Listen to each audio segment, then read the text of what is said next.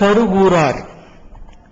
பொதுவாக புலன்களை அடக்கியாளுபவர்கள்தான் சித்தர்கள்.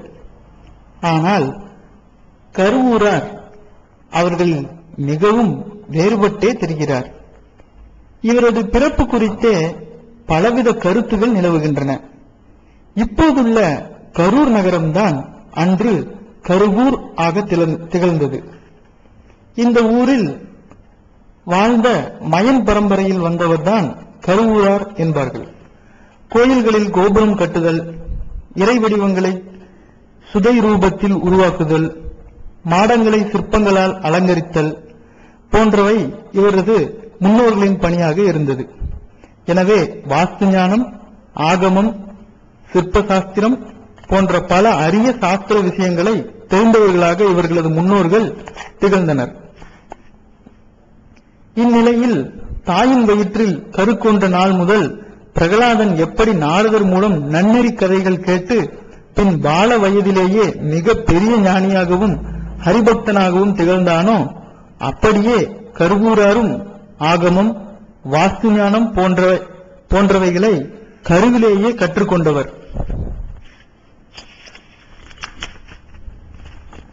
பின் கருவறை பணியில் இவரது தாய் ஈடுபட்டிருந்த கால் வழிகண்டு சித்திரை மாதம் ஹஸ்த நட்சத்திரத்தில் பிறந்தார். கருவூரார் என்கிற காரண பெயர் பெற்றவர் என்றும் கூறுவர். போகரின் மாணாக்கர்களில் இவரும் ஒருவர். போகரின் விசேஷ அன்பையும் இவர் பெற்றிருந்தார். அதே போல திருமூல நாயனாரின் பேரன்பையும் இவர் பெற்று திகழ்ந்தார். கருவிலேயே இவர் ஆகம சாஸ்திரம் பற்றி அறிந்தமையால் ஆலயங்களின் அமைப்பும் அதன் அருள் பிரகாசம் பற்றிய தெளிவும் ஞானமும் இவரிடம் மிகுதியாக இருந்தது. இவரது இந்த ஞானத்தை போகரும் தெளிவாக உணர்ந்து திருந்தமைக்கு மிகப்பெரிய சான்று தஞ்சை மன்னன் சிவபாத சேகரன் காலத்தில் நிகழ்ந்த ஒரு சம்பவமாகும். சிவபாத சேகரன் சிவாலயம் ஒன்றை கட்டி முடித்தான். ஆலயத்தில் சிவலிங்கத்தை மருந்துகள் இட்டு அஸ்தபந்தனம் செய்து பீடத்தில் அமர்த்துகையில் அந்த லிங்கம் உரிய இடத்தில் உரிய முறையில் அமராமல், மருந்தும் இறுக்கி பற்றிடாமல் பீடத்தில் இருந்து லிங்கமும் நழுவி நழுவி சென்றது. எதன் பொருட்டு இப்படி ஆகிறது என்பது எவருக்கும் தெரியவில்லை. எல்லாம் சரியாக இருப்பதாகவே கருதினர். ஆயினும் சிவப்பிரதிஷ்டை நிகழாததால் மன்னன் சிவபாத சேகரன் பெரிதும் கவலை கொண்டான். அந்த இறைவனிடம் மனமுழுக பிரார்த்தனை செய்து கொண்டான். அச்சமயம் போகர் இமய கைலையில் யோக நிஷ்டையில் இருந்தார். இறைவனின் திருவுள்ளம் போகர் மனதில் சிவப்பிரதிஷ்டை சீராக அமைய திருவுள்ளம் கொள்ள சொன்னது. போகரும் தனது யோக நிஷ்டை களையாமலே இறை விருப்பம் ஈடேற ஒரு உபாயம் கண்டறிந்தார். அவருக்கு அவ்வேளையில்தான் தன் சீடனான கருவூரானின் நினைப்பு வந்தது. கருவூரானின் ஆகம ஞானம் வெளிப்பட இது தக்க தருணம் என்று கருதிய போகர் வானில் தென் திசை நோக்கி பறந்தபடி இருந்த பட்சிகளில் காக்கை ஒன்றை தேர்வு செய்து தன் வசம் அழைத்து அதன் காலில் கருவூராருக்கு செய்தி தெரிவிக்கும் ஓலை ஒன்றை கட்டி தென் திசை பொதியை நோக்கி பயணிக்க சொன்னார். காகமும் கருவூராரை கண்டடைந்தது. ஓலை மூலம் போகர் சொன்ன செய்தி கேட்ட கருவூரார் உடனே வான்மிசை பறந்தே தஞ்சையை அடைந்தார். அஸ்தபந்தன மருந்துகள் சரியாக இருந்தும் அந்த இறையாம்சம் அருள் கதிர்களை உருவாக்கிட தடையாக திசை பிசாசு ஒன்று நிற்பது தெரிந்தது. அது தன் பிடியில் சோழ நாட்டை வைத்துக் கொண்டு அங்கே தனது திருதலுக்கு குந்தகம் வந்துவிடக் கூடாது என்பதில் குறியாக இருப்பது கருவூராருக்கு புலனாகியது. தந்திரமாக அதை விரட்ட திருவுள்ளம் கொண்ட கருவூரார் அனைவரையும் வெளியேறச் சொல்லிவிட்டு அஷ்டபந்தன மருந்தின் கலவையுடன் தனது தாம்பூல உமிழ் நீரை சேர்க்க முனைய அங்கே அதுவரை அடங்கி கிடந்த பிசாசு அது கண்டு வெகுண்டு தன் பிரியை விட அடுத்த நொடி லிங்கம் பீடத்தின் நடுவில் அமர்ந்தது. அமர்ந்த நொடிப்பொழுதும் ஒரு நல்ல முகூர்த்த வேலை. அப்போதே அந்த கால கதியில் சிவநாமத்தை கூறி லிங்க சக்கரத்துக்கு உயிரூட்ட அதுவும் செயல்பட தொடங்கிட பிசாசால் அதற்கு பிறகு அந்த பிராந்தியத்திலேயே நிற்க முடியாது போயிற்று. மன்னனும் கருவூராரின் திருவடி விழுந்து வணங்கினான். நாலாபுறமும் கருவூராரின் புகழ் பரவ ஆரம்பித்தது.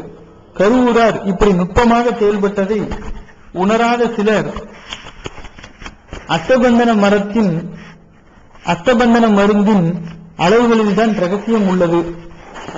அது என்ன என்றும் எவ்வளவு என்பதையும் கருவூரார் கூறிடாமல் தனக்குள்ளேயே வைத்துக் கொண்டிருக்கிறார். அதை வைத்து புகழடைய முனையும் ஒரு சுயநலம் உள்ளவர் என்றும் கருதினர். இன்னொரு சம்பவமும் இதற்கு இணையாக நடந்தேறியது. இரணியவர்மன் என்னும் அரசனுக்குள் நடராஜமூர்த்தியின் திருவுருவம் தகதகவென தோன்றிவிட்டு மறைந்து போயிற்று. அது முதல் பேச்சற்று போன அரசன் தன் மனக்கண்ணில் மின்னிய நடராஜமூர்த்தியை அதே போல பொன்னை கொண்டு உருவாக்கி அனைவரும் தரிசனம் செய்ய வேண்டும் என ஆசைப்பட்டான். பொற்கொள்ளர்களை வரவழைத்து தன் விருப்பத்தை கூறிட அவர்களும் நடராஜமூர்த்தியை சொக்கத் தங்கத்தால் உருவாக்க முயன்றனர். ஆனால் சொக்கத் தங்கத்தில் உருவாக்க சொக்கன் இடமளிக்கவில்லை. இந்நிலையில் தஞ்சையில் சிவபிரதிஷ்டை செய்த கருவூரார் பற்றி அறிந்த மன்னன் அவருக்கு செய்தி கூறி வரும்படி பணித்தான். இறை சேவைக்காக கருவூராரும் வந்தார். பொற்கொள்ளர்களை வெளியேற்றிவிட்டு நடராஜமூர்த்தியை ஒருவாறு செய்து முடித்தார். அனைவரும் அதிசயித்தனர். ஆனால் தங்கம் மீதம் இருந்தது. எப்படி என்று கேட்க செப்பு கலந்து திருவுருவத்தை செய்ததை கருவூரார் கூறிட மன்னன் வெகுண்டான். எனக்கு தூய பொற்சிலைதான் வேண்டும், இது மாசுள்ளது என்றான். மற்ற பொற்கொள்ளர்களும் அரசனோடு இணைந்து கருவூராரை தூற்றினர். உலோகங்களில் பேதமில்லை, உள்ளத்தில்தான் எல்லாம் என்று கருவூரார் கூறியதை மன்னன் காது கொடுத்து கேட்கவில்லை. செப்பை நீக்கி நடராஜ உருவை தருமாறு வேண்டினான். நிறைய செப்பு சேர்த்துவிட்டு அதற்கிணையாக தங்கத்தை அவர் அபகரித்து விட்டதாகவும் கருதினான். கருவூராரோ உள்ளம் கலங்கினார்.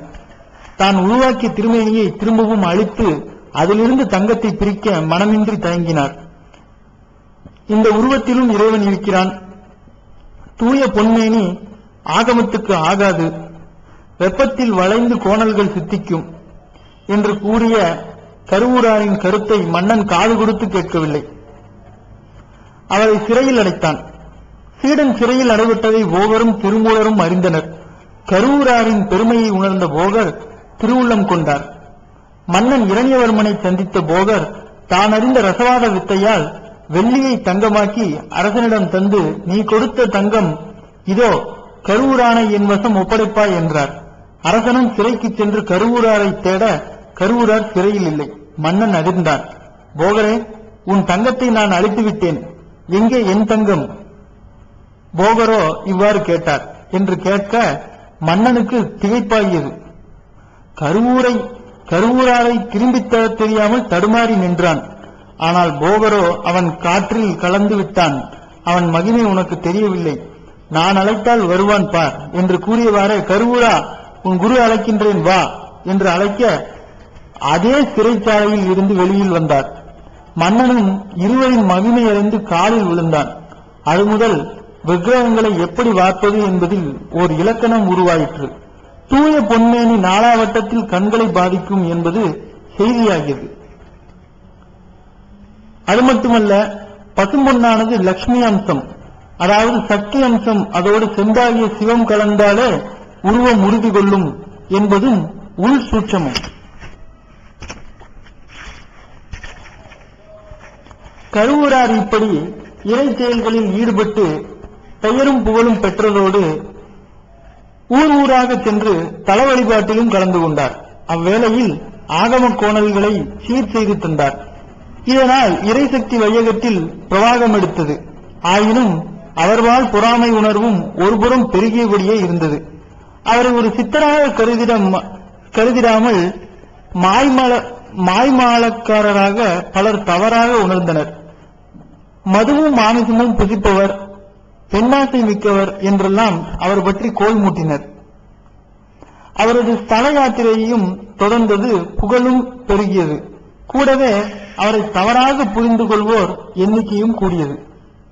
இவரது பாடல்களில் திருவிசைப்பா பதிகமும் திருக்கலந்தை ஆதித்தேச்சுரமும் திரைலோக்கிய சுந்தரம் தஞ்சை ராஜேச்சுரம் போன்றவை குறிப்பிடத்தக்கவை.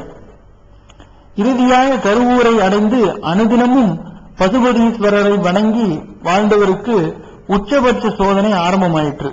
அவரது புகழை பொறாதவர்கள் கருவூராரை ஒரு மாமிச பிரியராக சித்தரித்து அவர் இல்லத்தில் மது மாமிசத்தை ஒழித்து வைத்து தலையாரியை சோதனையிடச் சொன்னார்கள். இதனால் அவர் புகழ் அழியும், அவரையும் ஒரு காபாலிகராக காட்டிவிடலாம் என்பது அவர்களது சித்தம். ஆனால் அவர்கள் வைத்த மதுவும் மாமிசமும் யாக பொருள்களாக மாறி தலையாரியை திக்குமுக்காட வைத்தது. மாறாக இவர் மேல் பொறாமை கொண்டவர்கள் இல்லங்களில் மதுவும் மாமிசமும் தென்பட்டு அவர்களை எல்லோரும் ஏசும்படி செய்தது. அவர்கள் அனைவரும் ஒன்று கூடி கருவூராரை கொலை செய்யும் அளவிற்கு சென்றுவிட்டனர். கருவூராரும் உள்ளங்கெடுத்து போய் பசுபதீஸ்வரரை நோக்கி நடந்தார். கொலை செய்ய வந்தவர்கள் கண் எதிரில் பசுபதீஸ்வரரை கட்டித் தழுவியபடியே, போதும் இந்த பிறப்பு, இனி யாதொரு மாதுடை கருவிலும் நான் உருக்கொளாது உனது கருவறையில் கலந்திட அருள் செய்வாய் என்று கண்ணீருடன் வேண்டிட, அப்படியே இறைவனும் அவரை ஆட்கொண்டான். இதை கண்டவர்கள் விக்கித்து நின்றனர். தங்கள் தவறுக்கு பிராயச்சித்தமாக கருவூராருக்கு கோயில் எழுப்பினர். கருவறையில் இப்படியே ஊர்ந்து கலந்ததால்